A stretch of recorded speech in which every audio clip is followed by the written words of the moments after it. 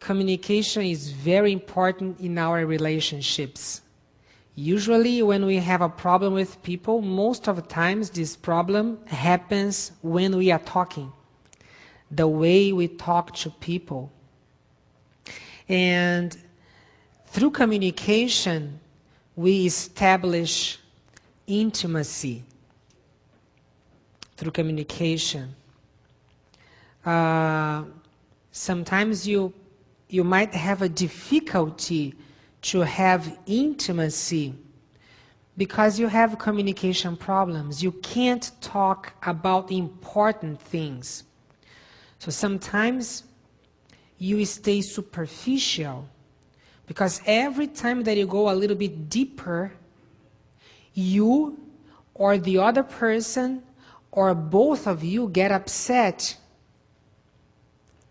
And then to avoid being upset, to avoid saying hard things, you stay shallow, you stay superficial.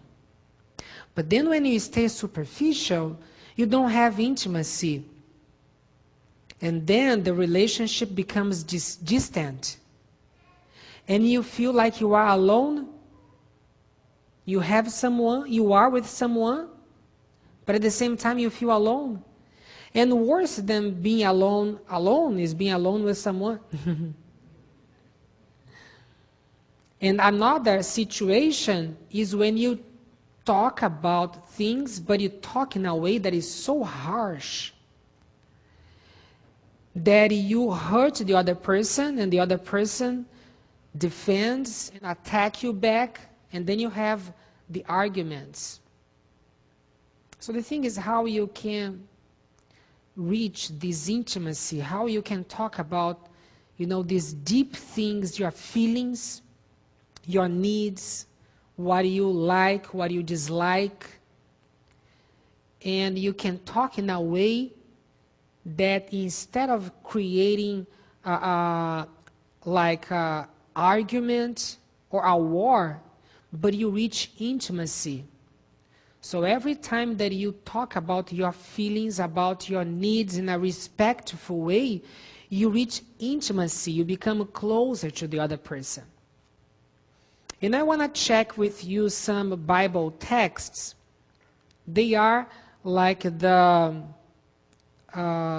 center of this message. So my dear brothers, take note of this. Everyone should be quick to listen, is slow to speak, and is slow to become angry. So it says here that we should listen more than speak. That should be our goal.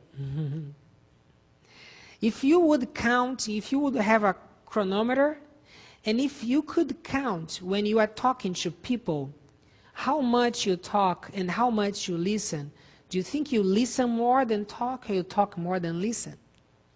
I was talking to someone on the phone some days ago. He asked me something. When I would answer to him and I started answering, he would cut me off. And then I came again trying to say something. He cut me off again.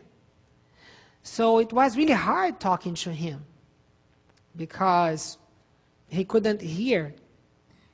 Another thing, Jesus said to his disciples, if anyone would come after me, he must deny himself and take up his cross and follow me.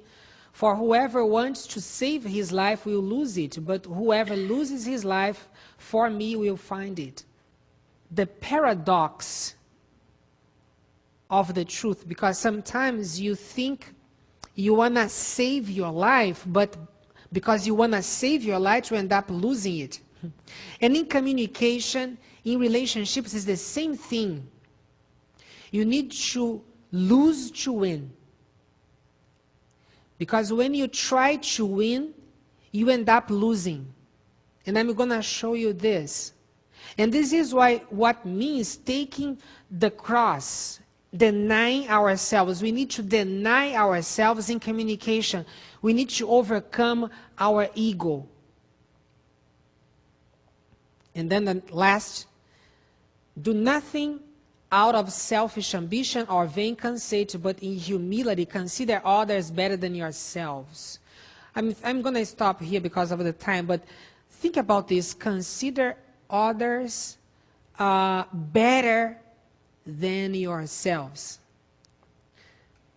So we are going to understand this a little bit more. So I'm going to speak about active listening.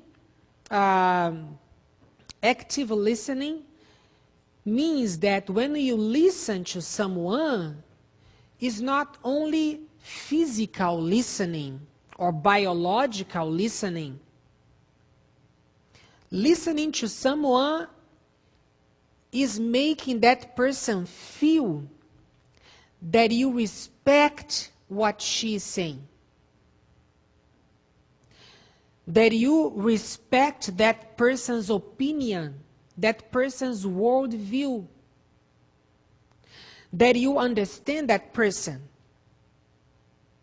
So the other person needs to feel understood by you. The other person needs to feel respected, valued by you. So this is what active listening is. It's not only stopping and not interrupting the other person, but it's making that person feel that you care about what she's saying.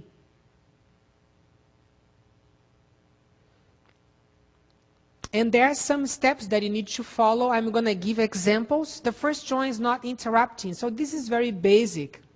Because if you are interrupting someone all the time, that person becomes frustrated, and that person feels that you are not really interested about listening. Right? Other thing. So this is so powerful, agreeing with the other person. This is difficult because each one of us has a different opinion. And we always think that we have the right opinion. We always think that we have the truth. And when we listen to something that is opposite to our opinion, we want to show to that person that that person is wrong and we are right. We have the truth. But the thing is that when we say that the other person is wrong, when we show our opinion, the other person feels humiliated. That person feels like we are trying to put him down. And maybe we are. Maybe we are trying to put the other person down and we don't realize it. But if we are or not, the other person will feel down every time you say that he or she is wrong.